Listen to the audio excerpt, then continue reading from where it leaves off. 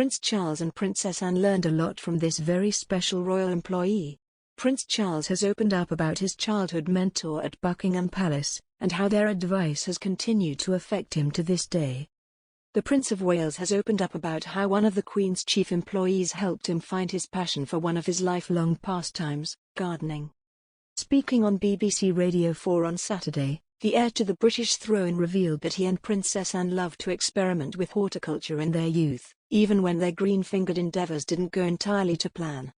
"My sister and I had a little vegetable patch in the back of some border somewhere," he told host Simon Armitage on The Poet Laureate Has Gone to His Shed.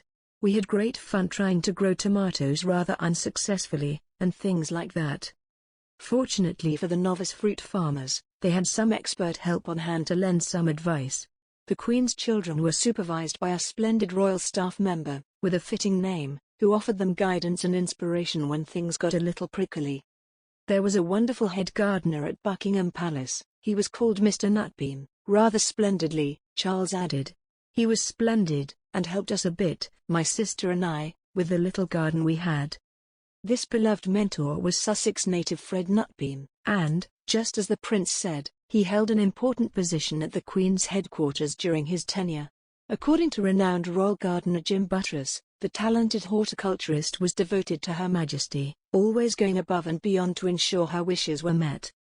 "They were thick as thieves," he wrote in his 2016 book, The People's Gardener.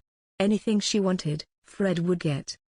Mr. Nutbeam, who worked tirelessly for the Queen from the 1950s until the late 70s, also kept her 4 children entertained when he wasn't busy teaching them the basics of gardening. "Fred told me he used to push Charlie, Anne, Andrew, and Edward around in the wheelbarrow when they weren't at school," Buttress added. Mr. Nutbeam died in 1997, but his words of wisdom have stuck with Charles to this day. The future king has long been an avid supporter of sustainable food production, regularly encouraging the British public to adopt a more eco-conscious lifestyle. Prince Charles was even labelled ahead of his time after giving an emotive speech last month, in which he lamented his country's diminishing nature and urged industries to prioritise nature over profit. He and his wife Camilla, the Duchess of Cornwall, also run their own organic farm at Highgrove House, where they cultivate a wide range of products using biodynamic agricultural methods. "There's nothing to beat, is there, I think, eating what you have grown?" Charles said. "This is another reason why I always feel it is so important to find ways of encouraging children to grow vegetables and things at school."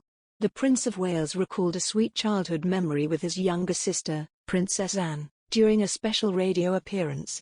Prince Charles, 72, who appears on the final episode of the current series of Radio 4's The Poet Laureate Has Gone to His Shed, spoke about his early experiences with nature at Buckingham Palace.